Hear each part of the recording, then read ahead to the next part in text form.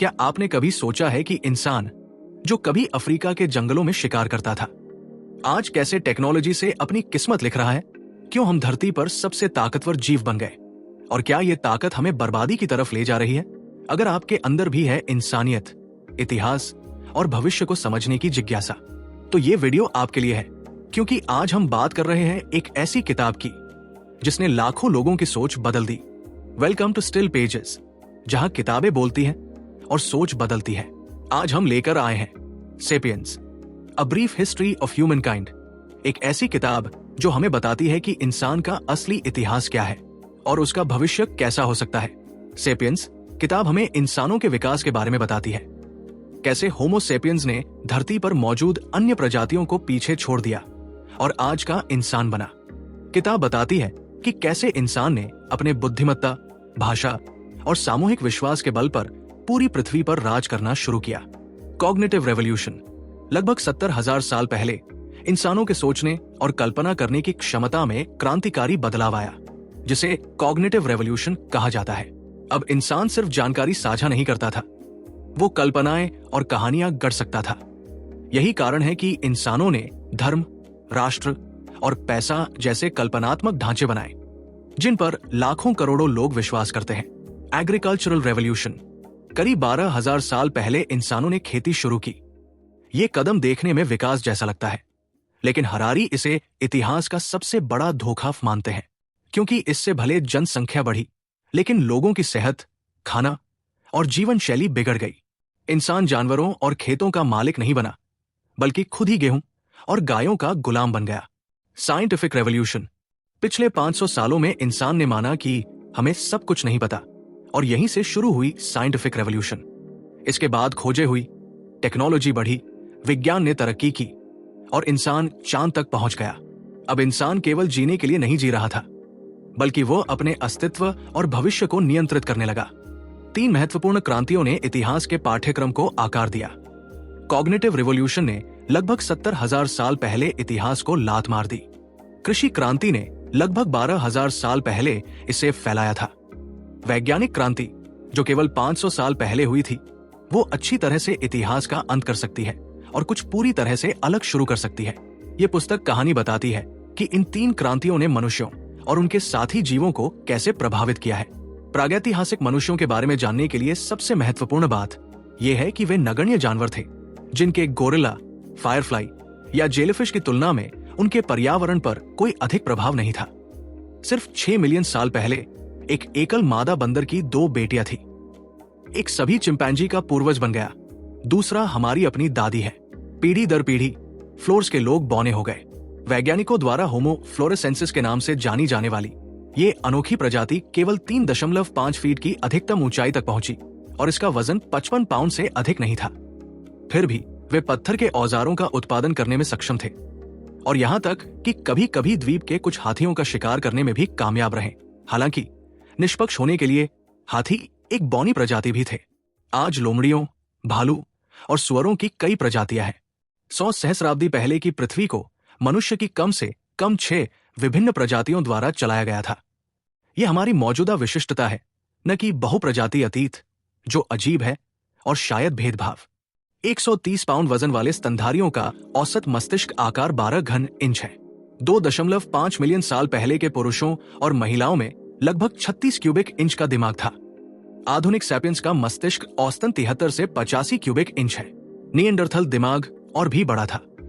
Homo sapiens में मस्तिष्क का कुल शरीर के वजन का 2 से 3% होता है, लेकिन शरीर के 25% ऊर्जा की खपत तब होती है जब शरीर आराम पर होता है।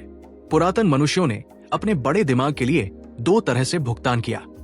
सबसे पहले उन्होंने भोजन की तलाश में अधिक समय बिताया। दूसरे, उनकी मांसपेशियां अकड़ गई। जन्मजात नहर को संकुचित करते हुए एक सीधी चाल की आवश्यकता होती है, और ये तब होता है जब शिशुओं के सिर बड़े और बड़े हो रहे होते हैं। प्रसव में मृत्यु मानव महिलाओं के लिए एक बड़ा खतरा बन गई, जिन महिलाओं ने पहले जन्म दिया था। जब शिशु का मस्तिष्क और सिर अभी भी अपेक्षाकृत छोटे और कोमल थे, बेहतर प्रदर्शन करते थे और अधिक बच्चे पैदा करते थे। प्राकृतिक चयन फलस्वरूप पहले के जन्मों का पक्षधर था और वास्तव में अन्य जानवरों की तुलना में मानव समय से पहले पैदा होते हैं। जब उनकी कई महत्वपूर्ण प्रणालियां अभी भी विकसित होती है। एक बछेड़ा जन्म के कुछ ही समय बाद ट्रॉट कर सकता है। एक बिल्ली का बच्चा अपनी मां को अपने दम पर छोड़ देता है जब वो सिर्फ कुछ सप्ताह का होता है। मानव बच्चे असहाय हैं, जीविका, सुरक्षा और शिक्षा के लिए अपने बड़ों पर कई वर्षों से निर्भर है। सहिष्णुता एक सेपियंस ट्रेडमार्क नहीं है। आधुनिक समय में त्वचा के रंग, बोली या धर्म में एक छोटा सा अंतर दूसरे समूह को भगाने के लिए सैपियंस के एक समूह को संकेत देने के लिए पर्याप्त है। क्या प्राचीन सैपियंस पूरी तरह से अलग मानव प्रजातियों के प्रति अधिक सहिष्णु रहा होगा? ये अच्छी तरह से हो सकता है कि जब सैपियंस ने निएंडरथल का सामना किया तो परिणाम इतिहास में पहला और सबसे महत्वपूर्ण जातीय सफाई अभियान था। ज्ञान का वृक्ष 70,000 और 30,000 साल के बीच सोचने और संवाद करने के नए तरीकों की उपस्थिति संज्ञानात्मक क्रांति का गठन करती है। प्रारंभिक पत्थर के औजारों में से एक सबसे आम उपयोग मज्जा में जाने के लिए खुली हड्डियों को दरार करना था। कुछ शोधकर्ताओं का मानना है कि यह हमारा मूल स्थान था। मानव जाति इतनी जल्दी शीर्ष पर चढ़ गई कि पारिस्थितिकी तंत्र को समायोजित करने का समय नहीं दिया गया। चूंकि लंबी आंत और बड़े दिमाग दोनों बड़े पैमाने पर ऊर्जा उपभोक्ता है, इसलिए दोनों के लिए मुश्किल है। आंतों को छोटा करके और उनकी ऊर्जा खपत को कम करके अनजाने में खाना पकाने से निएंडरथल और सैपियंस के जंबो दिमाग का रास्ता खुल गया। जब होमो सैपियंस अरब में उतरा तो अधिकांश यूरेशिया पहले से ही अन्य मनुष्यों द्वारा बसा हुआ था। उन्हें क्या हुआ? दो परस्पर विरोधी सिद्धांत है। इंटरब्रेशिंग थ्योरी आकर्षण, सेक्स और संभोग की कहानी कहती है। जैसे ही अफ्रीकी आप्रवासी दुनिया भर में फैल गए, उन्होंने अन्य मानव आबादी के साथ छेड़छाड़ की और आज लोग इस इंटरब्रीडिंग का परिणाम है। रिप्लेसमेंट थ्योरी कहे जाने वाले विरोध का दृश्य बहुत अलग कहानी कहता है। असंगतता, विद्रोह और शायद नरसंहार में से एक, लेकिन सबसे जरूरी जानकारी जिसे बताने की जरूरत इंसानों के बारे में थी, शेरों और बाइसन के बारे में नहीं। हमारी भाषा एक तरह से गपशप के रूप में विकसित हुई। इस सिद्धांत के अनुसार होमो सैपियंस मुख्य रूप से एक सामाजिक प्राणी है। उत्तरजीविता और प्रजनन के लिए सामाजिक सहयोग हमारी कुंजी है।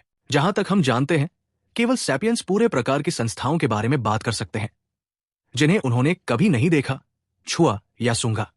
लेकिन कल्पना ने हमें न केवल चीजों की कल्पना करने के लिए बल्कि सामूहिक रूप से ऐसा करने में सक्षम बनाया है। इस तरह के मिथक सैपियंस को बड़ी संख्या में लचीले ढंग से सहयोग करने की अभूतपूर्व क्षमता प्रदान करते हैं। सैपियंस अजनबियों की अनगिनत संख्या के साथ बेहद लचीले तरीके से सहयोग कर सकते हैं। यही कारण है कि सैपियंस दुनिया पर शासन करते हैं, जबकि चींटियां हमारे बचे हुए खाते हैं और चिंपू को चिड़ियाघर और अनुसंधान प्रयोगशालाओं में बंद कर दिया जाता है। समाजशास्त्रीय अनुसंधान से पता चला है कि गपशप से बंधे समूह का अधिकतम प्राकृतिक आकार लगभग 150 व्यक्तियों का है। अधिकांश लोग न तो अंतरंग रूप से जान सकते हैं, न ही प्रभावी ढंग से गपशप कर सकते हैं। 150 से अधिक मनुष्य, किसी भी बड़े पैमाने पर मानव सहयोग, चाहे एक आधुनिक राज्य, एक मध्यकालीन चर्च, एक प्राचीन शहर या एक पुरातन जनजाति, आम मिथकों में निहित है जो केवल लोगों की सामूहिक कल्पना में मौजूद है। दो कैथोलिक जो कभी नहीं मिले हैं फिर भी अस्पताल बनाने के लिए धर्म युद्ध या पूल फंड पर एक साथ जा सकते हैं, क्योंकि वे दोनों मानते हैं कि भगवान मानव मास में अवतरित हुए थे और उन्होंने हमारे पापों को भुनाने के लिए खुद को क्रूस पर चढ़ाया। राज्य आम राष्ट्रीय मिथकों में निहित है। दो सर्प जो कभी नहीं मिले एक दूसरे को बचाने के लिए अपनी जान जोखिम में डाल सकते हैं, क्योंकि दोनों सर्बियाई राष्ट्र, सर्बियाई मातृभूमि और सर्बियाई ध्वज के अस्तित्व में विश्वास करते हैं। न्यायिक प्रणाली आम कानूनी मिथकों में निहित है। दो वकील जो कभी नहीं मिले हैं फिर भी एक पूर्ण अजनबी का बचाव करने के प्रयासों को जोड़ सकते हैं, क्योंकि वे दोनों कानूनों, न्याय, मानव अधिकारों के अस्तित्व में विश्वास करते हैं और फीस में भुगतान किए गए धन। ब्रह्मांड में कोई भगवान नहीं है, कोई राष्ट्र नहीं है, कोई पैसा नहीं है, कोई मानव अधिकार नहीं है, कोई कानून नहीं है और मनुष्य की सामान्य कल्पना के बाहर कोई न्याय नहीं है। झूठ बोलने के विपरीत एक कल्पना की गई वास्तविकता एक ऐसी चीज है जिस पर हर कोई विश्वास करता है, और जब तक ये सांप्रदायिक विश्वास बना रहता है तब तक दुनिया में कल्पना की वास्तविकता प्रबल होती है। कोई भी झूठ नहीं बोल रहा था जब 2011 में यूएन ने मांग की कि लीबिया सरकार अपने नागरिकों के मानवाधिकारों का सम्मान करती है। भले ही यूएन, लीबिया और मानवाधिकार सभी हमारी उपजाऊ कल्पनाओं के बारे में है, हमारे और चिंपांजी के बीच वास्तविक अंतर पौराणिक गोंद है जो बड़ी संख्या में व्यक्तियों, परिवारों और समूहों को एक साथ बांधता है। इस गोंद ने हमें सृजन का स्वामी बना दिया है। आदम और हव्वा के जीवन में एक दिन हमारे खाने पीने की आदतें, हमारी उलझने और हमारी कामुकता हमारे शिकारी शहरों के बाद के वातावरण के साथ साथ हमारे मेगाशरों, हवाई जहाज, टेलीफोन और कंप्यूटरों के साथ बातचीत करने का नतीजा है। ये वातावरण हमें अधिक भौतिक संसाधन देता है और किसी भी पिछली पीढ़ी द्वारा आनंदित लोगों की तुलना में अधिक समय तक रहता है। लेकिन ये अक्सर हमें अलग थलग, उदास और दबाव महसूस करता है। ये समझने के लिए कि क्यों विकासवादी मनोवैज्ञानिकों का तर्क है, हमें शिकारी संग्राहक दुनिया में तल्लीन करने की आवश्यकता है, जिसने हमें आकार दिया, वो दुनिया जिसे हम अभी भी अवचेतन रूप से निवास करते हैं। यहाँ तक कि कई वर्तमान मानव संस्कृतियां हैं जिनमें सामूहिक पितृत्व का अभ्यास किया जाता है। उदाहरण के लिए बड़ी भारतीयों के बीच ऐसे समाजों की मान्यताओं के अनुसार एक बच्चे का जन्म किसी एक पुरुष के शुक्राणु से नहीं होता है, बल्कि एक महिला के गर्भ में शुक्राणु के संचय से होता है। एक अच्छी मां कई अलग अलग पुरुषों के साथ यौन संबंध बनाने का एक बिंदु बनाएगी, खासकर जब वो गर्भवती है, ताकि उसका बच्चा गुणों का आनंद लेगा। और पैतृक देखभाल न केवल सबसे अच्छे शिकारी, बल्कि सबसे अच्छे कहानीकार, सबसे मजबूत योद्धा और सबसे अधिक विचारशील प्रेमी। यदि ये मूर्खतापूर्ण लगता है तो ध्यान रखें कि आधुनिक भ्रूण विज्ञान अध्ययन के विकास से पहले लोगों के पास इस बात के कोई ठोस सबूत नहीं थे कि शिशुओं को हमेशा एक पिता द्वारा कई के बजाय एक ही पक्ष में रखा जाता है। कई विद्वान इस सिद्धांत को जोर शोर से खारिज करते हैं, जिसमें जोर देकर कहा गया है कि एकाधिकार और परमाणु परिवारों का गठन दोनों ही मुख्य मानवीय व्यवहार है। यद्यपि प्राचीन शिकारी समूह वाले समाज आधुनिक समाजों की तुलना में अधिक सांप्रदायिक और समतावादी थे, इन शोधकर्ताओं का तर्क है, फिर भी वे अलग अलग कोशिकाओं से युक्त थे, प्रत्येक में एक ईर्ष्यालु दंपति और वे बच्चे जिनमें वे आम थे। पाषाण युग को अधिक सटीक रूप से वुड एज कहा जाना चाहिए, क्योंकि प्राचीन शिकारी कुत्तों द्वारा उपयोग किए जाने वाले अधिकांश उपकरण लकड़ी के बने होते थे। होमो सैपियंस के जीवन के प्राकृतिक तरीके के बारे में गर्म बहस मुख्य बिंदु को याद करती है। संज्ञानात्मक क्रांति के बाद से सैपियंस के लिए जीवन का एक भी प्राकृतिक तरीका नहीं है। संभावनाओं के चकाचौंध भरे पैलेट के बीच से केवल सांस्कृतिक विकल्प है। कुछ प्रमाण है कि औसत सपियंस मस्तिष्क का आकार वास्तव में फोर्जिंग की उम्र के बाद से कम हो गया है। उस युग में जीवित रहने के लिए सभी से शानदार मानसिक क्षमताओं की आवश्यकता थी। जब कृषि और उद्योग साथ आए तो लोग तेजी से अस्तित्व के लिए दूसरों के कौशल पर भरोसा कर सकते थे और नए नकल के लिए नकल खोले गए।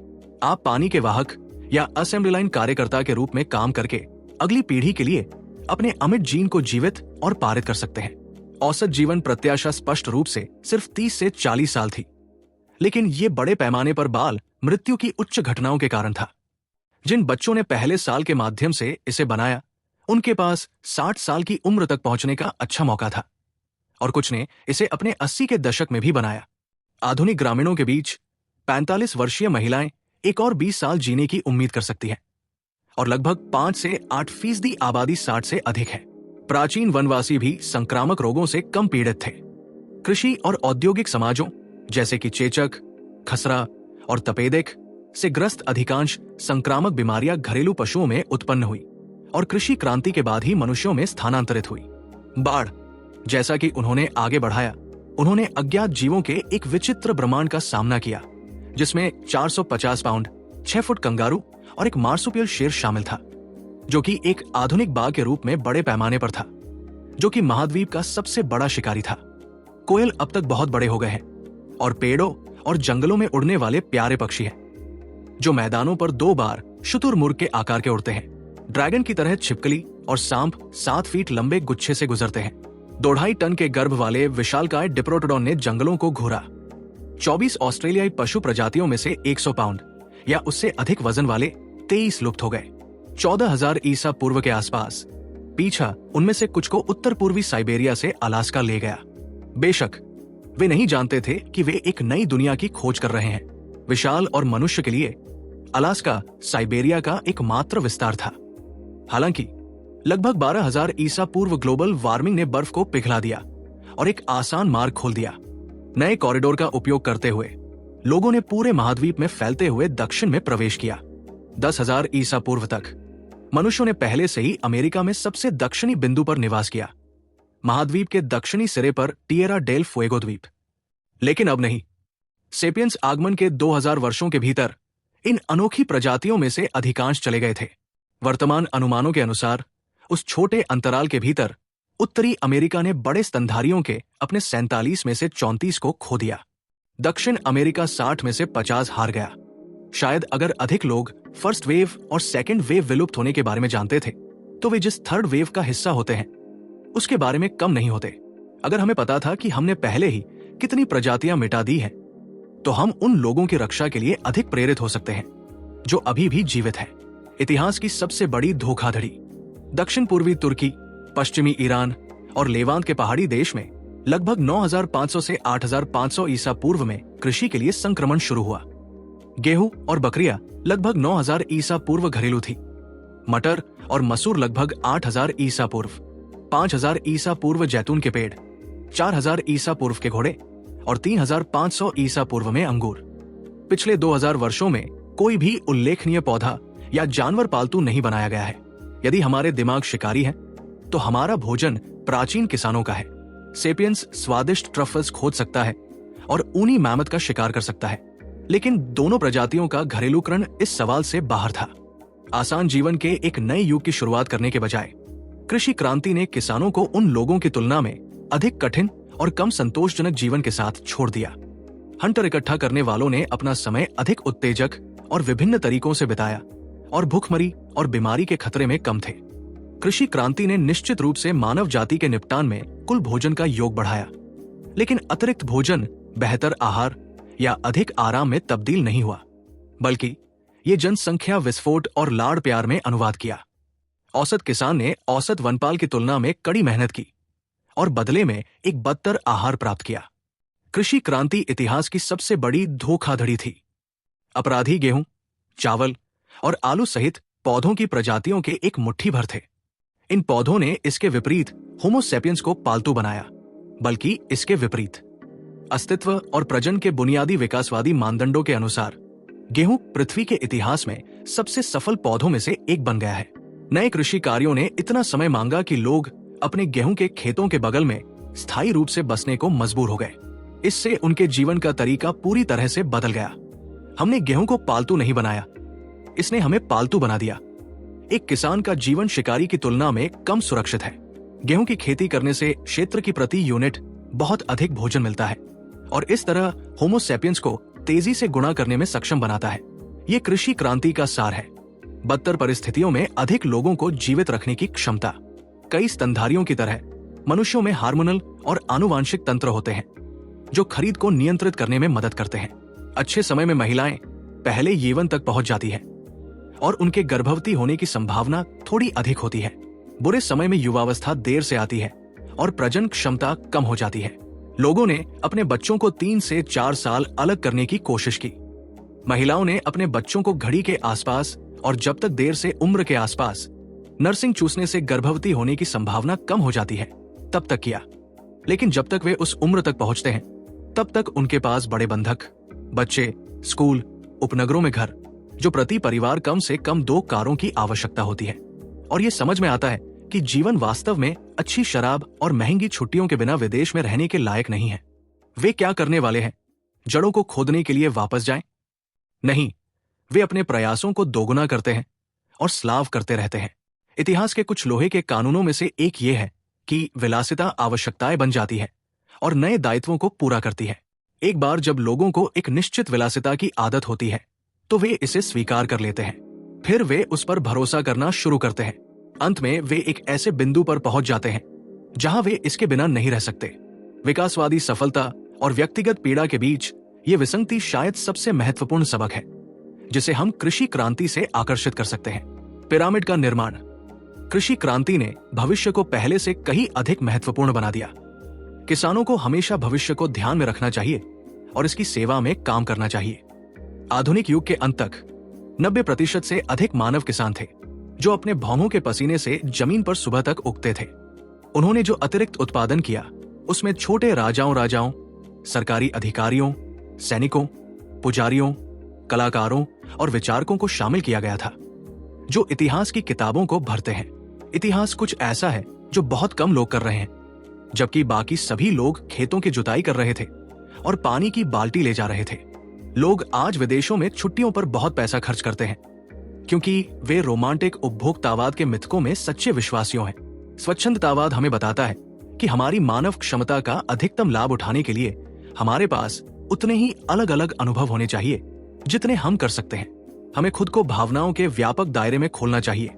हमें विभिन्न प्रकार के रिश्तों का नमूना लेना चाहिए। हमें विभिन्न व्यंजनों की कोशिश करनी चाहिए। हमें संगीत की विभिन्न शैलियों की सराहना करना सीखना चाहिए। स्वच्छंदतावाद, जो विविधता को प्रोत्साहित करता है, उपभोक्तावाद के साथ पूरी तरह से मेल खाता है। उनकी शादी ने अनंत अनुभवों के बाजार को जन्म दिया है, जिस पर आधुनिक पर्यटन उद्योग स्थापित है। पर्यटन उद्योग उड़ान टिकट और होटल बेडरूम नहीं बेचता है, ये अनुभव बेचता है। प्राचीन मिस्र के अभिजात वर्ग की तरह अधिकांश संस्कृतियों में अधिकांश लोग पिरामिड बनाने के लिए अपना जीवन समर्पित करते हैं। केवल इन पिरामिडों के नाम, आकार और आकार एक संस्कृति से दूसरी संस्कृति में बदलते हैं। उदाहरण के लिए, वे एक स्विमिंग पूल और एक सदाबहार लॉन के साथ एक उपनगरीय कुटीर का रूप ले सकते हैं, या एक शानदार दृश्य के साथ एक शानदार साइबान। कुछ सवाल मिथकों के कारण हैं जो हमें पहले स्थान पर पिरामिड की इच्छा करते हैं। इंटरसब्जेक्टिव एक ऐसी चीज है जो संचार नेटवर्क के भीतर कई व्यक्तियों की व्यक्तिपरक चेतना को जोड़ती है। यदि कोई एकल व्यक्ति अपनी मान्यताओं को बदल देता है या मर जाता है तो इसका बहुत कम महत्व है। हालांकि यदि नेटवर्क के अधिकांश व्यक्ति अपनी मान्यताओं को मर जाते हैं या बदल देते हैं तो अंतर व्यक्ति पर घटना का परिवर्तन होगा या गायब हो जाएगा। मेमोरी अधिभार 3500 ईसा पूर्व और 3000 ईसा पूर्व के बीच कुछ अज्ञात सुमेरियन प्रतिभाओं ने अपने दिमाग के बाहर भंडारण और प्रसंस्करण की जानकारी के लिए एक प्रणाली का आविष्कार किया, जो कि बड़ी मात्रा में गणितीय डेटा को संभालने के लिए कस्टम निर्मित था। सुमेरियों ने मानव मस्तिष्क की सीमाओं से अपने सामाजिक आदेश को जारी किया, जिससे शहरों, राज्यों और साम्राज्यों की उपस्थिति का रास्ता खुला। सुमेरियों द्वारा आविष्कार की गई डेटा प्रोसेसिंग प्रणाली को लेखन कहा जाता है। सुमेरियों ने बेस -6 और बेस -10 अंक प्रणाली के संयोजन का उपयोग किया। उनकी आधार -6 प्रणाली ने हमें कई महत्वपूर्ण विरासतें प्रदान की, जैसे दिन का विभाजन 24 घंटे और सर्कल का 360 डिग्री में। इतिहास के पहले ग्रंथों में कोई दार्शनिक अंतर्दृष्टि, कोई कविता, किंवदंतियां, कानून या यहां तक कि शाही विजय नहीं है। वे विनम्र आर्थिक दस्तावेज हैं, करों के भुगतान, ऋणों के संचय और संपत्ति के स्वामित्व की रिकॉर्डिंग करते हैं। लेखन मानव चेतना के दासी के रूप में पैदा हुआ था, लेकिन तेजी से इसका स्वामी बन रहा है। हमारे कंप्यूटरों को यह समझने में परेशानी होती है कि होमो सैपियंस कैसे बात करते हैं, महसूस करते हैं और सपने देखते हैं। इसलिए हम होमो सैपियंस को संख्याओं की भाषा में बात करना, महसूस करना और सपने देखना सिखा रहे हैं, जिसे कंप्यूटर द्वारा समझा जा सकता है। इतिहास में कोई न्याय नहीं है। एक प्रसिद्ध हिंदू निर्माण मिथक के अनुसार देवताओं ने दुनिया को एक प्रावलु पुरुषा के शरीर से निकाला।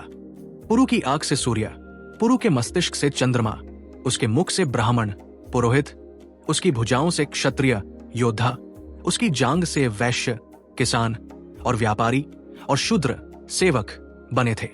इसके पैर से देखो, औसत श्वेत नागरिक ने कहा, अश्वेत पीढ़ियों से मुक्त रहे हैं। फिर भी लगभग कोई काले प्रोफेसर, वकील, डॉक्टर या यहां तक कि बैंक टेलर नहीं है। क्या यह प्रमाण नहीं है कि अश्वेत कम बुद्धिमान और परिश्रमी होते हैं? इस दुष्चक्र में फंसकर श्वेत कॉलर नौकरियों के लिए अश्वेतों को काम पर नहीं रखा गया, क्योंकि उन्हें अनायास ही समझा गया था, और उनकी हीनता का प्रमाण श्वेत कॉलर की नौकरियों में अश्वेतों की कमी थी।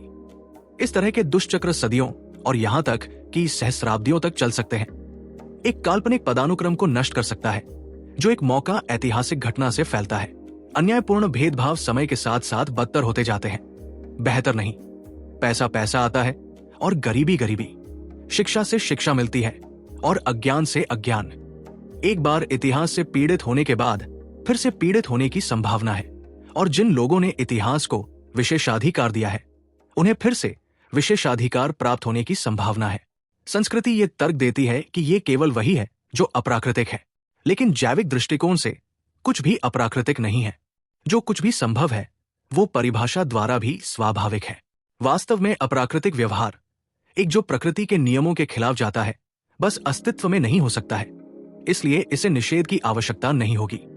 किसी भी संस्कृति ने कभी भी पुरुषों को प्रकाश संश्लेषण के लिए मना नहीं किया, महिलाओं को प्रकाश की गति से तेज दौड़ने के लिए, या नकारात्मक रूप से चार्ज किए गए इलेक्ट्रॉनों को एक दूसरे के प्रति आकर्षित होने के लिए। चूंकि मिथक जीव विज्ञान के बजाय पुरुषों और महिलाओं की भूमिकाओं, अधिकारों और कर्तव्यों को परिभाषित करते हैं, इसलिए मर्दांगी और नारीत्व के अर्थ एक समाज से दूसरे समाज में बहुत अधिक है। सबसे सामान्य सिद्धांत इस तथ्य की ओर इशारा करता है कि पुरुष महिलाओं की तुलना में अधिक मजबूत है और उन्होंने महिलाओं को प्रस्तुत करने के लिए, मजबूर करने के लिए अपनी अधिक शारीरिक शक्ति का उपयोग किया है। पहला, ये कथन कि पुरुष महिलाओं की तुलना में अधिक मजबूत होते हैं केवल औसत रूप से सही है और केवल कुछ प्रकार की ताकत के संबंध में। महिलाएं आमतौर पर पुरुषों की तुलना में भूख, बीमारी और थकान के प्रति अधिक प्रतिरोधी होती है। कई महिलाएं ऐसी भी हैं जो कई पुरुषों की तुलना में तेजी से दौड़ सकती है और भारी वजन उठा सकती है। पूरे इतिहास में महिलाओं को मुख्य रूप से उन नौकरियों से बाहर रखा गया है जिनके लिए शारीरिक परिश्रम जैसे कि पुरोहिती, कानून और राजनीति की आवश्यकता होती है, जबकि खेतों में, शिल्प में और घर में कठिन मैनुअल श्रम में संलग्न होती है। यदि शारीरिक शक्ति या सहन शक्ति के सीधे संबंध में सामाजिक शक्ति को विभाजित किया गया था, तो महिलाओं को इससे कहीं अधिक मिलना चाहिए था। बस मनुष्य के बीच शारीरिक शक्ति और सामाजिक शक्ति का कोई सीधा संबंध नहीं है। उनके 60 के दशक में लोग आमतौर पर अपने बिस्वा दशा में लोगों पर शक्ति का प्रयोग करते हैं, भले ही 20 अपने बड़ों की तुलना में अधिक मजबूत होते हैं। एक अन्य सिद्धांत बताता है कि मर्दाना प्रभुत्व ताकत से नहीं बल्कि आक्रामकता से निकलता है। लाखों वर्षों के विकास ने पुरुषों को महिलाओं की तुलना में कहीं अधिक हिंसक बना दिया है। जहां तक घृणा, लालच और दुर्व्यवहार का सवाल है, महिलाएं पुरुषों का मुकाबला कर सकती है, लेकिन जब धक्का देने की बात आती है तो सिद्धांत चला जाता है। पुरुष कच्ची शारीरिक हिंसा में शामिल होने के लिए तैयार रहते हैं। यही कारण है कि पूरे इतिहास में युद्ध एक मर्दाना विशेषाधिकार रहा है। जैसा कि पुरुषों ने उपजाऊ महिलाओं को संस्कारित करने के अवसर के लिए एक दूसरे के खिलाफ प्रतिस्पर्धा की। एक व्यक्ति के प्रजनन की संभावनाएं सभी पुरुषों से बेहतर प्रदर्शन और हारने की उनकी क्षमता पर निर्भर करती थी। जैसे जैसे समय बीतता गया, मर्दाना जीन जिसने इसे अगली पीढ़ी के लिए बनाया, वे सबसे महत्वाकांक्षी, आक्रामक और प्रतिस्पर्धी पुरुषों से संबंधित थे। अपने स्वयं के अस्तित्व और अपने बच्चों के अस्तित्व को सुनिश्चित करने के लिए महिला के पास इस बात के लिए बहुत कम विकल्प थे कि वह उन परिस्थितियों के लिए सहमत हो जो पुरुष ने किसी भी शर्त पर तय की, ताकि वह चारों ओर से चिपके रहे और कुछ बोझ साझा कर सके। जैसे जैसे समय बीतता गया, अगली पीढ़ी के लिए इसे बनाने वाली स्त्री जीन उन महिलाओं की थी जो विनम्र देखभाल करने वाली थी। विशेष रूप से समस्याग्रस्त धारणा यह है कि बाहरी मदद पर महिलाओं की निर्भरता ने उन्हें अन्य महिलाओं की बजाय पुरुषों पर निर्भर बना दिया, और उस पुरुष प्रतिस्पर्धा ने पुरुषों को सामाजिक रूप से प्रमुख बना दिया। बोनोबो और हाथी समाजों को सहकारी महिलाओं के मजबूत नेटवर्क द्वारा नियंत्रित किया जाता है, जबकि आत्मकेंद्रित और असहयोगी पुरुषों को किनारे पर धकेल दिया जाता है। इतिहास का तीर, डेमोक्रेट्स एक अधिक समतामूलक समाज चाहते हैं, भले ही इसका मतलब गरीबों, बुजुर्गों और गरीबों की मदद करने के लिए, कार्यक्रमों को बढ़ाने के लिए, करों को बढ़ाने के लिए हो। लेकिन ये व्यक्तियों की स्वतंत्रता पर उल्लंघन करता है कि वे अपनी इच्छानुसार पैसा खर्च करें। अगर मुझे कॉलेज के माध्यम से अपने बच्चों को रखने के लिए पैसे का उपयोग करना पसंद है, तो सरकार मुझे स्वास्थ्य बीमा खरीदने के लिए क्यों मजबूर करे?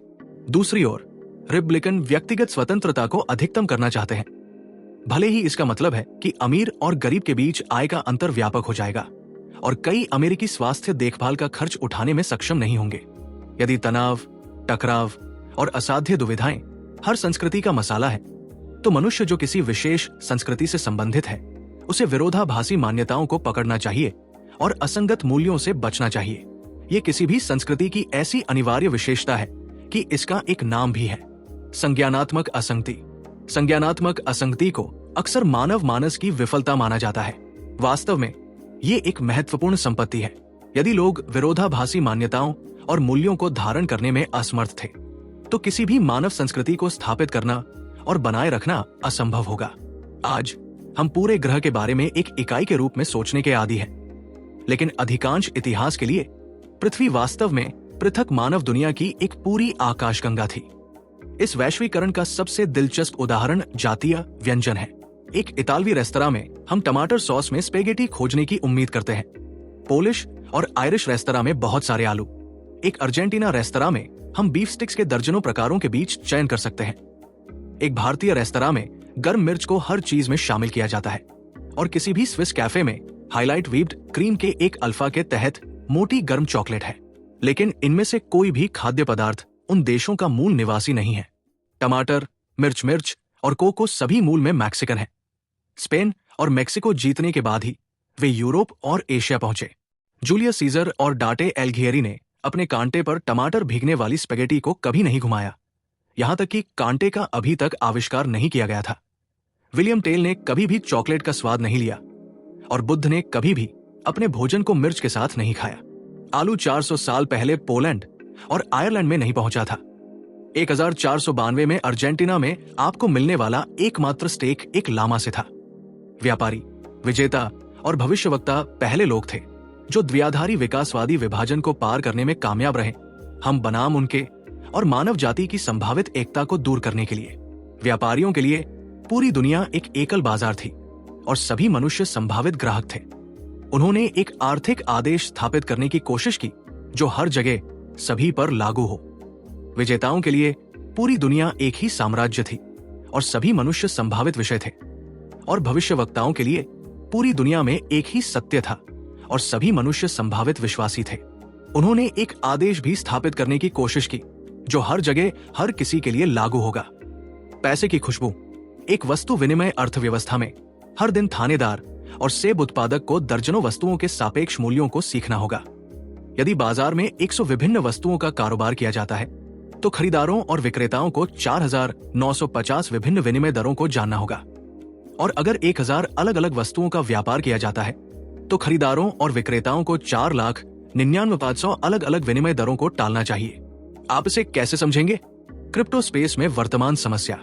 कुछ समाजों ने एक केंद्रीय वस्तु विनिमय प्रणाली की स्थापना करके समस्या को हल करने की कोशिश की, जिसमें विशेषज्ञ उत्पादकों और निर्माताओं से उत्पादों को एकत्र किया गया और उन्हें उन लोगों को वितरित किया गया जिनकी उन्हें आवश्यकता थी। सोवियत संघ में इस तरह का सबसे बड़ा और सबसे प्रसिद्ध प्रयोग किया गया था और यह बुरी तरह विफल रहा। हर कोई अपनी क्षमताओं के अनुसार काम करेगा और अपनी आवश्यकताओं के अनुसार प्राप्त करेगा। व्यवहार में निकला, हर कोई उतना ही कम काम करेगा जितना वे दूर कर सकते हैं और उतना ही प्राप्त कर सकते हैं जितना वे हड़प सकते हैं। अन्य अवसरों पर अधिक उदारवादी और अधिक सफल प्रयोग किए गए, उदाहरण के लिए इनका साम्राज्य में। फिर भी अधिकांश समाजों ने बड़ी संख्या में विशेषज्ञों को जोड़ने का एक आसान तरीका पाया। उन्होंने पैसा विकसित किया। पैसा सिक्के और बैंकनोट नहीं है। धन कुछ भी है जो लोग वस्तुओं और सेवाओं के आदान प्रदान के उद्देश्य से अन्य चीजों के व्यवस्थित रूप से प्रतिनिधित्व करने के लिए उपयोग करने के लिए तैयार है। दुनिया में धन का कुल योग लगभग $60 ट्रिलियन है। फिर भी सिक्कों और बैंक नोटों का योग $6 ट्रिलियन से कम है। सभी खातों में 90% से अधिक, हमारे खातों में दिखाई देने वाले $50 ट्रिलियन से अधिक केवल कंप्यूटर सर्वर पर मौजूद है। जब एक धनी किसान ने कौड़ी के गोले की एक बोरी के लिए अपनी संपत्ति बेची और उनके साथ दूसरे प्रांत की यात्रा की, तो उन्हें भरोसा था कि अपने गंतव्य तक पहुंचने पर अन्य लोग उन्हें गोले के बदले में चावल, घर और खेत बेचने को तैयार होंगे। पैसा तदनुसार पारस्परिक विश्वास की एक प्रणाली है और केवल आपसी विश्वास की कोई प्रणाली नहीं है। पैसा पारस्परिक विश्वास का सबसे सार्वभौमिक और सबसे कुशल प्रणाली है जो कि तैयार है। चांदी शेकेल एक सिक्का नहीं था, बल्कि चांदी के 0.3 औंस था। जब हम्मुराबी के संहिता ने यह घोषणा की कि एक गुलाम महिला को मारने वाले एक श्रेष्ठ पुरुष को उसके मालिक को 20 चांदी के शेकेल का भुगतान करना होगा, तो इसका मतलब था कि उसे 20 सिक्कों को नहीं बल्कि चांदी के 6 औंस का भुगतान करना था। जालसाजी सिर्फ धोखा नहीं है, यह संप्रभुता का उल्लंघन है। राजा की शक्ति, विशेषाधिकार और व्यक्ति के खिलाफ तोड़फोड़ का कार्य है। कानूनी शब्द लेसी महिमा का उल्लंघन है और आमतौर पर यातना और मौत की सजा दी गई थी। भारतीयों को सम्राट और सम्राट की छवि में इतना मजबूत विश्वास था कि जब स्थानीय शासकों ने अपने स्वयं के सिक्कों पर प्रहार किया तो उन्होंने रोमन सम्राट के चित्र के नीचे डेनिजर की बारीकी से नकल की। सिक्कों के लिए डेनिसर नाम एक सामान्य नाम बन गया। मुस्लिम खलीफाओं ने इस नाम का अरबीकरण किया और दीनार जारी किया। दीनार अभी भी Jordan, Iraq, Serbia, Macedonia, Tunisia और कई अन्य देशों में मुद्रा का आधिकारिक नाम है। शाही दर्शन। सबसे पहले उस पदनाम के लिए अर्हता प्राप्त करने के लिए आपको अलग अलग लोगों की एक महत्वपूर्ण संख्या पर शासन करना होगा। प्रत्येक में एक अलग सांस्कृतिक पहचान और एक अलग क्षेत्र होगा। दूसरा, साम्राज्यों को लचीली सीमाओं और एक संभावित असीमित भूख की विशेषता है। वे अपनी मूल संरचना या पहचान में बदलाव किए बिना अधिक से अधिक देशों और क्षेत्रों को निगल और पचा सकते हैं। ब्रिटिश राज्य की आज की स्पष्ट सीमाएं हैं, जो राज्य की मूलभूत संरचना और पहचान को बदल दिए बिना पार नहीं की जा सकती है। एक सदी पहले पृथ्वी पर लगभग कोई भी स्थान ब्रिटिश साम्राज्य का हिस्सा बन सकता था। इवोल्यूशन ने होमो सेपियंस को अन्य सामाजिक स्तनधारियों की तरह बना दिया है। एक जेनोफोबिक प्राणी। सेपियंस सहज रूप से मानवता को दो भागों में विभाजित करता है, हम और वे। सूडान के दिनका लोगों की भाषा में दिनका का सीधा अर्थ है लोग। जो लोग दिनका नहीं है वे लोग नहीं है। डिंका के कटु शत्रु नुअर है। नुअर भाषा में नुअर शब्द का क्या अर्थ है? इसका अर्थ है मूल लोग। उदारवाद और मुक्त व्यापार के दोहरे गोरख धंधों को फैलाने के लिए सूर्य ने कभी भी ब्रिटिश मिशन को स्थापित नहीं किया। सोवियत संघ ने सर्वहारा वर्ग के यूटोपियन तानाशाही के प्रति पूंजीवाद की ओर से ऐतिहासिक मार्च को सुविधाजनक बनाने के लिए कर्तव्यबोध महसूस किया। कई अमेरिकी आजकल ये कहते हैं कि तीसरी दुनिया के देशों को लोकतंत्र और मानवाधिकारों का लाभ देने के लिए उनकी सरकार की नैतिक अनिवार्यता है, भले ही इन सामानों को क्रूज मिसाइलों और F-16 द्वारा वितरित किया जाता है। 19वीं शताब्दी के मध्य तक वाणिज्यिक चाय की खेती भारत में मौजूद नहीं थी, जब इसे ब्रिटिश ईस्ट इंडिया कंपनी द्वारा पेश किया गया था। ये स्नोबिश ब्रिटिश साहब थे जिन्होंने पूरे उपमहाद्वीप में चाय पीने का रिवाज फैलाया था। धर्म का नियम। इस प्रकार धर्म को मानवीय मानदंडों और मूल्यों की एक प्रणाली के रूप में परिभाषित किया जा सकता है, जो एक अलौकिक क्रम में विश्वास पर स्थापित होता है। इसमें दो अलग अलग मापदंड शामिल हैं। एनिमिस्टों ने सोचा कि इंसान दुनिया में बसने वाले कई जीवों में से एक थे। दूसरी ओर बहुदेववादियों ने दुनिया को देवताओं और मनुष्यों के बीच संबंधों के प्रतिबिंब के रूप में देखा।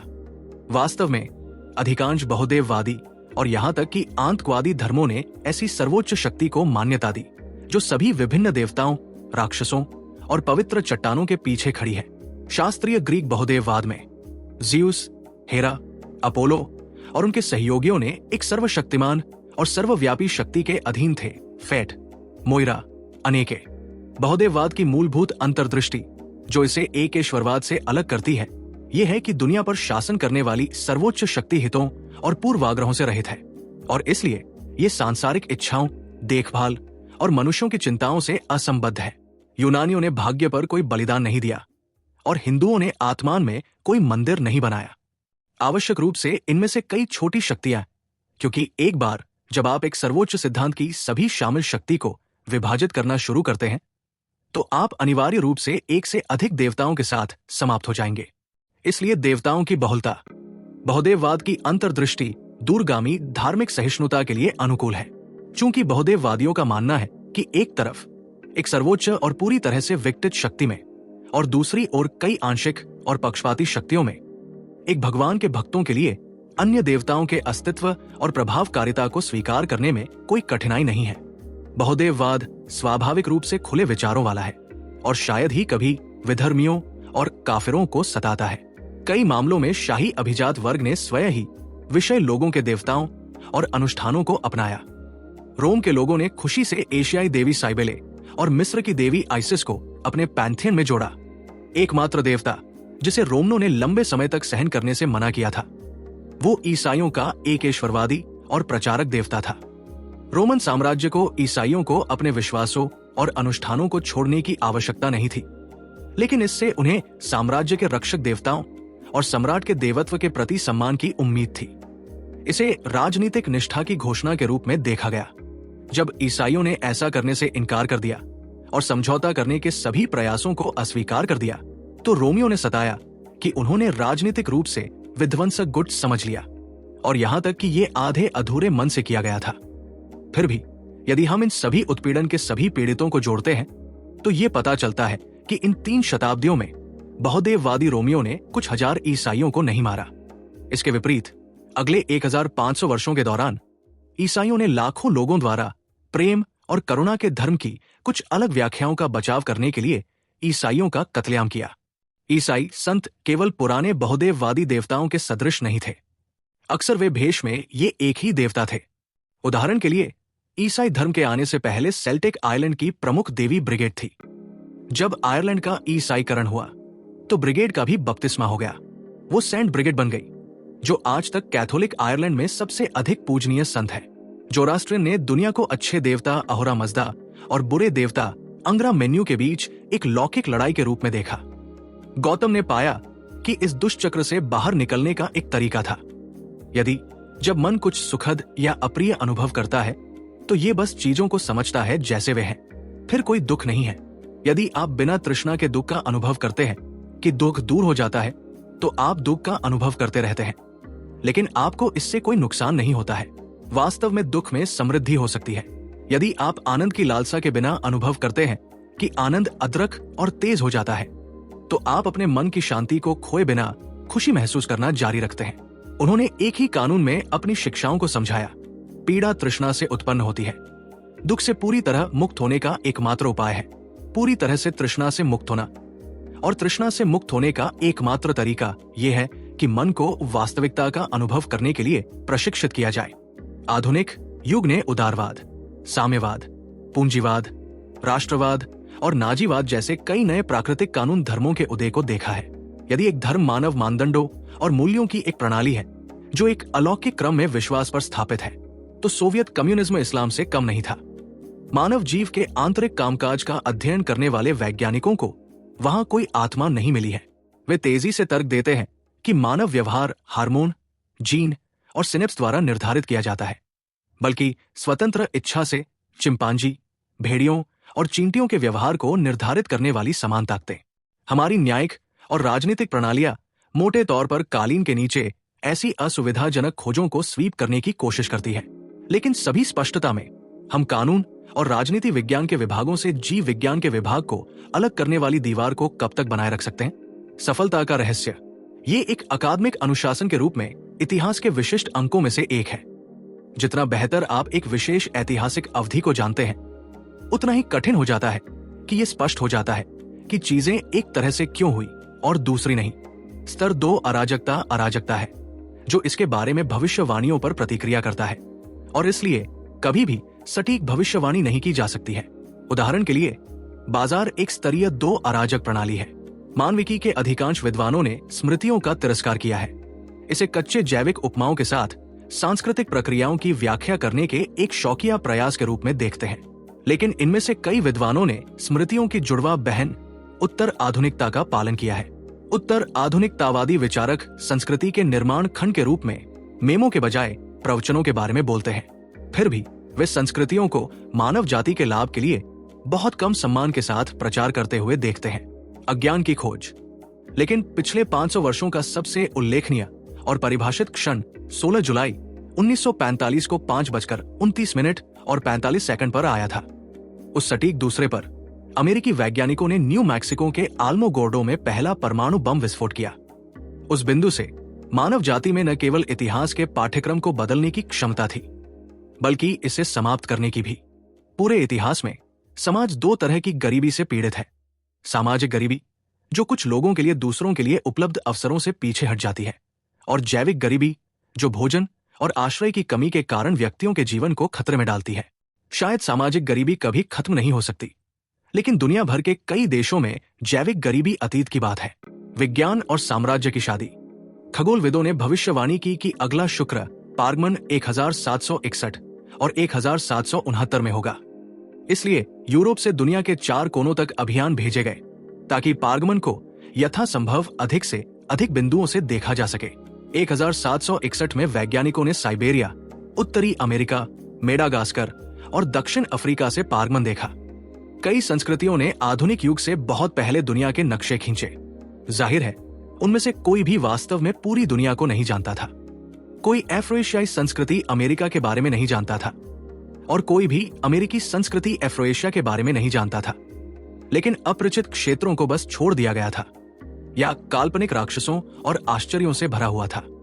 इन नक्शों में खाली जगह नहीं थी। उन्होंने पूरी दुनिया के साथ एक परिचित की छाप दी।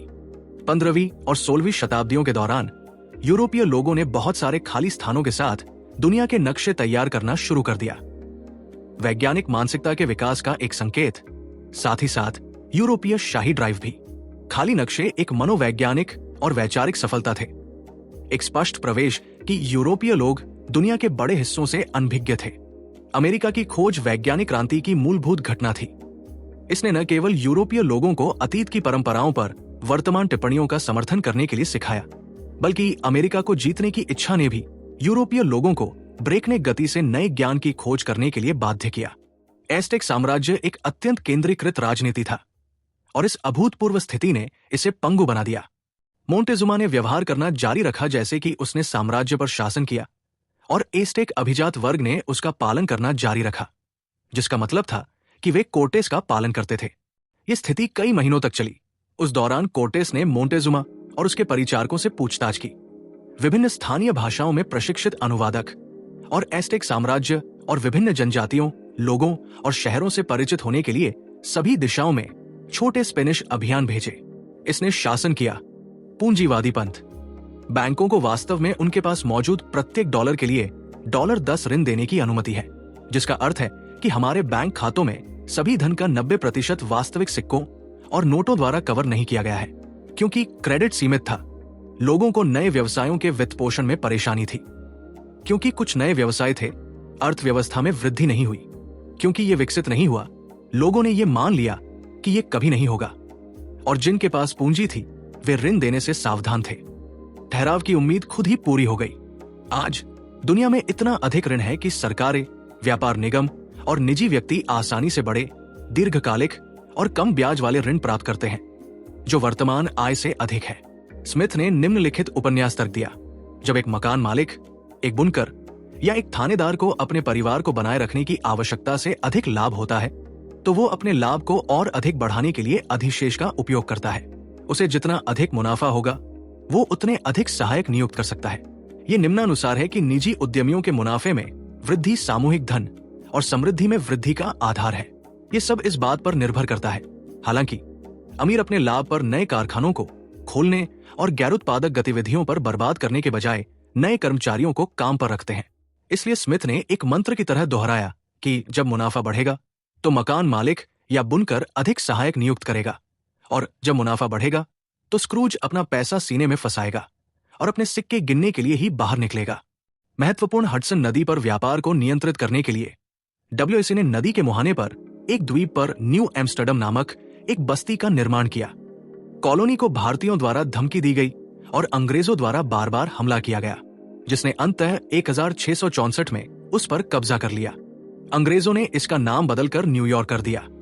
डब्ल्यूआईसी द्वारा भारतीयों और ब्रिटिशों के खिलाफ अपनी कॉलोनी की रक्षा के लिए बनाई गई दीवार के अवशेषों को आज दुनिया की सबसे प्रसिद्ध सड़क वॉल स्ट्रीट द्वारा बनाया गया है। 1830 के दशक के उत्तरार्ध में चीनी सरकार ने मादक पदार्थों की तस्करी पर प्रतिबंध जारी किया, लेकिन ब्रिटिश ड्रग व्यापारियों ने केवल कानून की अनदेखी की। चीनी अधिकारियों ने ड्रग कार्गो को जब्त करना और नष्ट करना शुरू कर दिया। वेस्टमिंस्टर और डाउनिंग स्ट्रीट में ड्रग कार्टेल के करीबी संबंध थे। कई सांसदों और कैबिनेट मंत्रियों ने वास्तव में दवा कंपनियों में स्टॉक रखा था, इसलिए उन्होंने सरकार पर कार्रवाई करने का दबाव डाला। 1840 में ब्रिटेन ने मुक्त व्यापार के नाम पर चीन के खिलाफ युद्ध की विधिवत घोषणा की। ये एक वॉकओवर था। ओवर कॉन्फिडेंट चीनी का ब्रिटेन के नए आश्चर्य हथियारों, स्टीमबोट, भारी तोपखाने, रॉकेट और रैपिड फायर राइफल्स के लिए कोई मुकाबला नहीं था। बाद की शांति संधि के तहत चीन ब्रिटिश ड्रग व्यापारियों की गतिविधियों पर रोक लगाने और चीनी पुलिस द्वारा नुकसान पहुंचाने वाले नुकसान की भरपाई के लिए सहमत नहीं हुआ। इसके अलावा ब्रिटिश ने हांगकांग की मांग की और नियंत्रण प्राप्त किया, जिसे उन्होंने मादक पदार्थों की तस्करी के लिए एक सुरक्षित आधार के रूप में इस्तेमाल किया। हांगकांग 1997 तक ब्रिटिश हाथों में रहा। 19वीं शताब्दी के अंत में लगभग 40 मिलियन चीनी, देश की आबादी का 10वां हिस्सा, अफीम के नशेड़ी थे। ये मुक्त बाजार पूंजीवाद के मरहम में मक्खी है। ये सुनिश्चित नहीं कर सकता है कि लाभ उचित तरीके से प्राप्त किया जाए या उचित तरीके से वितरित किया जाए। इसके विपरीत लाभ और उत्पादन बढ़ाने की लालसा लोगों को कुछ भी करने के लिए अंधा कर देती है, जो रास्ते में खड़े हो सकते हैं। जब विकास सर्वोच्च अच्छा हो जाता है तो किसी भी अन्य नैतिक विचारों से अप्रतिबंधित ये आसानी से तबाही का कारण बन सकता है। ईसाई धर्म और नाजीवाद जैसे कुछ धर्मों ने लाखों लोगों को नफरत से जला दिया है। पूंजीवाद ने लालच के साथ मिलकर ठंड की उदासीनता से लाखों लोगों को मार दिया है। अटलांटिक दास व्यापार अफ्रीकियों के प्रति नस्लवादी घृणा से उपजा नहीं था। जिन व्यक्तियों ने शेयर खरीदे, उन्हें बेचने वाले दलाल और दास व्यापार कंपनियों के प्रबंधकों ने शायद ही कभी अफ्रीकियों के बारे में सोचा था। और नहीं चीनी बागानों के मालिकों ने। कई मालिक अपने वृक्षारोपण से बहुत दूर रहते थे और एकमात्र जानकारी जो उन्होंने मांगी थी वे मुनाफे और नुकसान के बड़े निर्धारक थे। उद्योग के पहिए पहले प्रोपेल प्रोजेक्टाइल के लिए बारूद का उपयोग करने का विचार इतना सहज था कि सदियों से बारूद का इस्तेमाल मुख्य रूप से आग बम बनाने के लिए किया जाता था। लेकिन आखिरकार शायद मोर्टार में कुछ बम एक्सपर्ट ग्राउंड बारूद के बाद केवल मूसल को बल से मारना, बंदूकों ने अपनी उपस्थिति दर्ज कराई। गन पाउडर के आविष्कार और प्रभावी तोपखाने के विकास के बीच लगभग 600 साल बीत गए। धातु को उसके अयस्क से अलग करना बेहद मुश्किल और महंगा था। दशकों तक एल्यूमीनियम सोने की तुलना में बहुत अधिक महंगा था। 1860 के दशक में फ्रांस के सम्राट नेपोलियन III ने अपने सबसे विशिष्ट मेहमानों के लिए एल्यूमीनियम कटलरी की स्थापना की। कम महत्वपूर्ण आगंतुकों को सोने के चाकू और कांटे के साथ क्या करना था। 2000 साल पहले जब भूमध्य सागरीय बेसिन में लोग शुष्क त्वचा से पीड़ित थे तो उन्होंने अपने हाथों पर जैतून का तेल डाला। हैरो के आश्चर्य के लिए शिशु बंदरों ने कपड़ा मां के लिए एक चिन्हित प्राथमिकता दिखाई। उनका अधिकांश समय उसके साथ बिताया। जब दोनों माताओं को निकटता में रखा गया था तो शिशुओं ने कपड़ा मां पर रखा, जबकि वे धातु की मां से दूध चूसने के लिए पहुंच गए। असाधारण रूप से विलासिता की वस्तुओं पर लापरवाही की जाती है, जबकि किसान हर पैसे का ध्यान रखते हुए मितव्ययी रूप से रहते थे। आज टेबल बदल गए हैं। अमीर अपनी संपत्ति और निवेश का प्रबंधन करने में बहुत सावधानी बरतते हैं, जबकि कम अच्छी तरह से एडी ऋण कारों और टीवी खरीदने में जाते हैं जिनकी उन्हें वास्तव में आवश्यकता नहीं होती है। एक स्थायी क्रांति। औद्योगिक क्रांति ने समय सारणी और असेंबली लाइन को लगभग सभी मानवीय गतिविधियों के लिए एक टेम्पलेट में बदल दिया। कुछ ही समय बाद कारखानों ने मानव व्यवहार पर अपने समय के फ्रेम लगाए। स्कूलों ने भी सटीक समय सारणी अपनाई। इसके बाद अस्पतालों, सरकारी कार्यालयों और किराना स्टोर, यहां तक कि विधानसभा लाइनों और मशीनों से रहित स्थानों में समय सारणी राजा बन गई। अगर फैक्ट्री में शिफ्ट शाम 5 बजे खत्म हो जाती है तो लोकल पब 5 तक कारोबार के लिए बेहतर हो जाएगा। औद्योगिक क्रांति से पहले अधिकांश मनुष्यों के दैनिक जीवन ने 3 प्राचीन फ्रेमों के भीतर अपना पाठ्यक्रम चलाया: परमाणु परिवार, विस्तारित परिवार और स्थानीय अंतरंग समुदाय। अधिकांश लोग पारिवारिक व्यवसाय में काम करते थे, पारिवारिक खेत या परिवार कार्यशाला। उदाहरण के लिए, या उन्होंने अपने पड़ोसियों के पारिवारिक व्यवसायों में काम किया।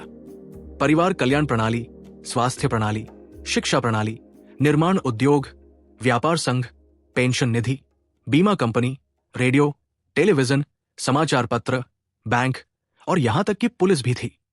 फिर भी पूरे इतिहास में ऐसे कल्पनाशील समुदायों ने कई दर्जन लोगों के अंतरंग समुदायों के लिए दूसरी भूमिका निभाई, जो एक दूसरे को अच्छी तरह से जानते थे। अंतरंग समुदायों ने अपने सदस्यों की भावनात्मक जरूरतों को पूरा किया और सभी के अस्तित्व और कल्याण के लिए आवश्यक थे। पिछली 2 शताब्दियों में अंतरंग समुदाय पीछे हट गए हैं, जो कल्पना समुदायों को भावनात्मक शून्य में भरने के लिए छोड़ देते हैं। ऐसे कल्पित समुदायों के उत्थान के लिए 2 सबसे महत्वपूर्ण उदाहरण हैं: राष्ट्र और उपभोक्ता जनजाति। हाल के दशकों में राष्ट्रीय समुदायों को उन ग्राहकों की जनजातियों द्वारा तेजी से ग्रहण किया गया है जो एक दूसरे को अंतरंग रूप से नहीं जानते हैं, लेकिन एक ही उपभोग की आदतों और हितों को साझा करते हैं, और इसलिए एक ही उपभोक्ता जनजाति का हिस्सा महसूस करते हैं और खुद को इस तरह परिभाषित करते हैं। ये बहुत अजीब लगता है, लेकिन हम उदाहरणों से घिरे हैं। मडोना प्रशंसकों, उदाहरण के लिए, एक उपभोक्ता जनजाति का गठन करते हैं। वे बड़े पैमाने पर खरीदारी करके खुद को परिभाषित करते हैं। वे Madonna concert ticket, CD, poster, shirt और रिंगटोन खरीदते हैं और इस तरह परिभाषित करते हैं कि वे कौन हैं। वर्ष 2000 में युद्धों ने 3,10,000 व्यक्तियों की मृत्यु का कारण बना और हिंसक अपराध ने एक और 5,20,000 लोगों की जान ले ली। प्रत्येक पीड़ित एक दुनिया को तबाह कर दिया जाता है। एक परिवार बर्बाद हो जाता है। दोस्तों और रिश्तेदारों को जीवन के लिए डर लगता है। फिर भी एक वृहद परिप्रेक्ष्य से इन 8,30,000 पीड़ितों में 2000 में मरने वाले 56 मिलियन लोगों में से केवल 1.5% शामिल थे। उस वर्ष कार दुर्घटनाओं में 1.26 मिलियन लोग मारे गए। कुल मृत्यु का 2.25% और 8,15,000 लोगों ने आत्महत्या 1.45% की। 1964 में ब्राजील में एक सैन्य तानाशाही की स्थापना की गई थी। इसने 1985 तक देश पर शासन किया। इन 20 वर्षों के दौरान कई हजार ब्राजीलियाई लोगों की हत्या शासन द्वारा की गई। हजारों से अधिक कैद और प्रताड़ित किए गए। अभी तक के सबसे बुरे वर्षों में भी रियो डी जनेरियो में औसत ब्राजील में औसतन वोरानी, अरवेट या यानोमामो की तुलना में मानव हाथों में मरने की संभावना कम थी। स्वदेशी लोग हैं जो अमेज़न जंगल की गहराई में रहते हैं। सेना, पुलिस या बिना जेलों। मानवशास्त्रीय अध्ययनों ने संकेत दिया है कि उनके 1/4 पुरुषों के बीच संपत्ति, महिलाओं या प्रतिष्ठा पर हिंसक संघर्ष में जल्दी या बाद में मर जाते हैं। 8 फिर भी सोवियत अभिजात वर्ग और पूर्वी यूरोप, रोमानिया और सर्बिया अपवाद थे के अधिकांश के माध्यम से कम्युनिस्ट शासन इस सैन्य शक्ति के एक छोटे से हिस्से का भी उपयोग नहीं करने के लिए चुना। जब इसके सदस्यों को पता चला कि साम्यवाद दिवालिया हो गया है तो उन्होंने बल त्याग दिया, अपनी विफलता स्वीकार की, अपने सूटकेस पैक किए और घर चले गए। गोरबाचेव और उनके सहयोगियों ने संघर्ष के बिना न केवल सोवियत विश्व युद्ध 2 की विजय प्राप्त की, बल्कि बाल्टिक, यूक्रेन, काकेशस और मध्य एशिया में बहुत पुराने जारिस्ट विजय प्राप्त की। ये चिंतन करने के लिए तैयार है कि अगर गोरबाचेव ने सर्बियाई नेतृत्व की तरह व्यवहार किया होता या अल्जीरिया में फ्रांसीसी की तरह होता तो क्या होता। वास्तविक शांति के लिए केवल युद्ध की अनुपस्थिति नहीं है, वास्तविक शांति युद्ध की असंभवता है। दुनिया में कभी भी वास्तविक शांति नहीं रही है। 1871 और 1914 के बीच एक यूरोपीय युद्ध एक प्रशंसनीय घटना बन गया और युद्ध की उम्मीद सेनाओं, राजनेताओं और आम नागरिकों की सोच पर समान रूप से हावी हो गई। आज मानव जाति ने जंगल के कानून को तोड़ दिया है। अंतिम वास्तविक शांति है और युद्ध की अनुपस्थिति नहीं है। अधिकांश राजनीति के लिए एक वर्ष के भीतर पूर्ण पैमाने पर संघर्ष करने के लिए कोई प्रशंसनीय परिदृश्य नहीं है। अगले साल जर्मनी और फ्रांस के बीच क्या युद्ध हो सकता है? सभी शांति पुरस्कारों को समाप्त करने के लिए नोबेल शांति पुरस्कार रॉबर्ट ओपेनहाइमर और परमाणु बम के अपने साथी आर्किटेक्ट को दिया जाना चाहिए था। परमाणु हथियारों ने महाशक्तियों के बीच युद्ध को सामूहिक आत्महत्या में बदल दिया है और हथियारों के बल पर विश्व प्रभुत्व प्राप्त करना असंभव बना दिया है। अधिकांश इतिहास के लिए शत्रु प्रदेशों को लूटने या उनका सफाया करके खुद को समृद्ध बना सकते हैं। अधिकांश धन में खेतों, मवेशियों, दासों और सोने जैसी भौतिक चीजें शामिल थी, इसलिए इसे लूटना या उस पर कब्जा करना आसान था। आज धन में मुख्य रूप से मानव पूंजी और संगठनात्मक जानकारी है। नतीजतन इसे बंद करना मुश्किल है या सैन्य बल द्वारा इसे जीतना है। यदि सैन फ्रांसिस्को के समुद्र तट पर 1 लाख सैनिकों को उतारा जाए और अंतर्देशीय तूफान का सामना किया जाए, तो चीनियों ने कैलिफोर्निया पर एक सशस्त्र आक्रमण करने का क्या किया? उन्हें थोड़ा लाभ होगा। सिलिकॉन वैली में सिलिकॉन की खदानें नहीं हैं। धन गूगल इंजीनियरों और हॉलीवुड स्क्रिप्ट डॉक्टरों, निर्देशकों और विशेष प्रभाव वाले जादूगरों के मन में रहता है, जो चीनी टैंकों को सूर्यास्त बुलेवार्ड में लुढ़कने से बहुत पहले बैंगलोर या मुंबई के लिए रवाना होंगे। ये संयोग नहीं है कि कुछ पूर्ण स्तरीय अंतर्राष्ट्रीय युद्ध जो अभी भी दुनिया में होते हैं, जैसे कि कुवैत पर इराकी आक्रमण, उन जगहों पर होते हैं जहां धन पुराने जमाने की भौतिक संपत्ति है। कुवैती शेख विदेश भाग सकते थे, लेकिन तेल के खेतों में रुके और उन पर कब्जा कर लिया गया और वे इसके बाद प्रसन्नतापूर्वक जिए। हालांकि पिछले कुछ दशक मानवता के लिए एक अभूतपूर्व स्वर्ण युग रहे हैं, लेकिन यह जानना बहुत जल्दबाजी होगी कि क्या ये इतिहास की धाराओं में एक मौलिक बदलाव है या सौभाग्य का एक युगांतरकारी संस्करण है। लेकिन सभी के लिए सबसे महत्वपूर्ण खोज ये है कि खुशी वास्तव में धन, स्वास्थ्य या यहां तक कि समुदाय की वस्तुगत स्थितियों पर निर्भर नहीं करती है, बल्कि ये वस्तुनिष्ठ स्थितियों और व्यक्तिपरक अपेक्षाओं के बीच संबंध पर निर्भर करता है। यदि आप बैलगाड़ी चाहते हैं और बैलगाड़ी प्राप्त करते हैं तो आप संतुष्ट हैं। यदि आप एक ब्रांड नई फेरारी चाहते हैं और केवल 1 सेकंड का फिएट आपको वंचित महसूस करवाते हैं, यही कारण है कि समय के साथ लॉटरी जीतना एक दुर्बल कार दुर्घटना के रूप में लोगों की खुशी पर उतना ही प्रभाव पड़ता है। जब चीजें सुधरती हैं तो गुब्बारे की अपेक्षाएं और फलस्वरूप वस्तुगत स्थितियों में नाटकीय सुधार भी हमें असंतुष्ट कर सकते हैं। आखिरकार हमारे चिंपांजी चचेरे भाई शायद ही कभी धोते हैं और अपने कपड़े नहीं बदलते हैं, और नहीं हम इस तथ्य से घृणा करते हैं कि हमारे पालतू कुत्ते और बिल्लियां अपने कोट को दैनिक रूप से स्नान या बदलते नहीं हैं। हमारे पास है पैड, गले और उन सबको एक ही चुंबन। यदि खुशी अपेक्षाओं से निर्धारित होती है तो हमारे समाज के दो स्तंभ मास मीडिया और विज्ञापन उद्योग अनजाने में संतोष के दुनिया के जलाशयों को नष्ट कर सकते हैं। मान लीजिए कि विज्ञान सभी बीमारियों, प्रभावी एंटी एजिंग उपचारों और पुनर्योजी उपचारों के लिए आता है जो लोगों को अनिश्चित काल तक युवा बनाए रखते हैं। सभी संभावना में तत्काल परिणाम क्रोध और चिंता का एक अभूतपूर्व महामारी होगा। कुछ विद्वान मानव जैव रसायन की तुलना एक एयर कंडीशनिंग सिस्टम से करते हैं जो तापमान को स्थिर रखता है। हीटवेव या स्नोस्टॉर्म आते हैं, घटनाएं संभवतः तापमान को बदल सकती हैं, लेकिन एयर कंडीशनिंग सिस्टम हमेशा तापमान को एक ही निर्धारित बिंदु पर लौटाता है। बच्चे की परवरिश में लगे काम को ही ले। कहमन ने पाया कि जब खुशी के क्षणों और मादकता के क्षणों की गिनती होती है तो बच्चे को लाना एक अप्रिय मामला बन जाता है। इसमें बड़े पैमाने पर लंगोट बदलना, बर्तन धोना और गुस्सा नखरे से निपटना शामिल है, जिसे कोई भी करना पसंद नहीं करता है। फिर भी अधिकांश माता पिता ये घोषणा करते हैं कि उनके बच्चे उनकी खुशी के मुख्य स्रोत हैं। क्या इसका मतलब है कि लोग वास्तव में नहीं जानते कि उनके लिए क्या अच्छा है? वो एक विकल्प है। एक और ये है कि निष्कर्षों से पता चलता है कि खुशी अप्रिय क्षणों पर सुखद का अधिशेष नहीं है, बल्कि किसी के जीवन को उसकी संपूर्णता में सार्थक और सार्थक रूप में देखने में खुशी होती है। जो वैज्ञानिक कहता है कि उसका जीवन सार्थक है क्योंकि वो मानव ज्ञान के भंडार को बढ़ाता है। वो सैनिक जो ये घोषणा करता है कि उसका जीवन सार्थक है क्योंकि वो अपनी मातृभूमि की रक्षा के लिए लड़ता है। और उद्यमी जो एक नई कंपनी बनाने में अर्थ पाता है, उसकी तुलना में कोई कम भ्रम नहीं है। उनके मध्ययुगीन समकक्षों को जो धर्म ग्रंथों को पढ़ने, धर्म युद्ध में जाने या नए कैथेड्रल के निर्माण में अर्थ मिला। जब तक मेरा व्यक्तिगत आख्यान मेरे आसपास के लोगों के आख्यानों के अनुरूप है, तब तक मैं खुद को समझा सकता हूँ कि मेरा जीवन सार्थक है और उस दृढ़ विश्वास में खुशी पाए। इस तरह के पंचांग पुरस्कार प्राप्त करने के बारे में क्या महत्वपूर्ण है? ऐसा संघर्ष क्यों इतना कठिन होता है कि कुछ ऐसा हो जाता है जो सामने आते ही गायब हो जाता है? बौद्ध धर्म के अनुसार दुख की जड़ न तो दर्द की भावना है और न ही दुख की और न ही अर्थहीनता की, बल्कि दुख की असली जड़ ये कभी न खत्म होने वाली और निरर्थक भावनाओं की खोज है, जिसके कारण हम तनाव, बेचैनी और असंतोष की स्थिति में रहते हैं। होमो सैपियंस का अंत। उदाहरण के लिए, यदि हमने अल्जाइमर रोग का इलाज विकसित किया है तो एक साइड बेनिफिट के रूप में स्वस्थ लोगों की यादों में नाटकीय रूप से सुधार हो सकता है। क्या कोई प्रासंगिक शोध को रोक पाएगा? और जब इलाज विकसित किया जाता है तो क्या कोई कानून प्रवर्तन एजेंसी इसे अल्जाइमर रोगियों तक सीमित कर सकती है और स्वस्थ लोगों को सुपरयादें प्राप्त करने के लिए इसका उपयोग करने से रोक सकती है? एक और संभावना की कल्पना करें। मान ले कि आप अपने दिमाग को एक पोर्टेबल हार्ड ड्राइव तक पहुंचा सकते हैं और फिर इसे अपने लैपटॉप पर चला सकते हैं।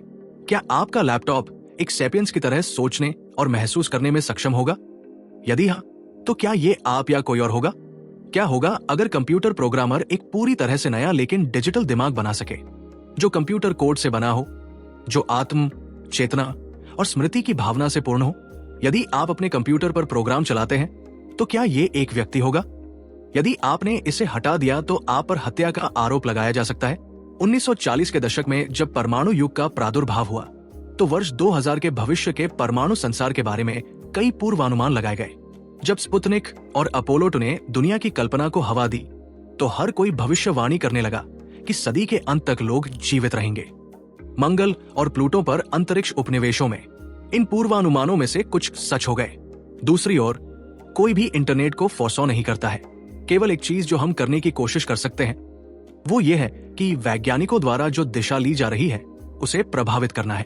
लेकिन चूंकि हम जल्द ही अपनी इच्छाओं को इंजीनियर कर सकते हैं, इसलिए हमारे सामने असली सवाल ये नहीं है कि हम क्या बनना चाहते हैं, लेकिन हम क्या चाहते हैं। जिन लोगों को इस सवाल से नहीं उकसाया गया है उन्होंने शायद इसे पर्याप्त विचार नहीं दिया है।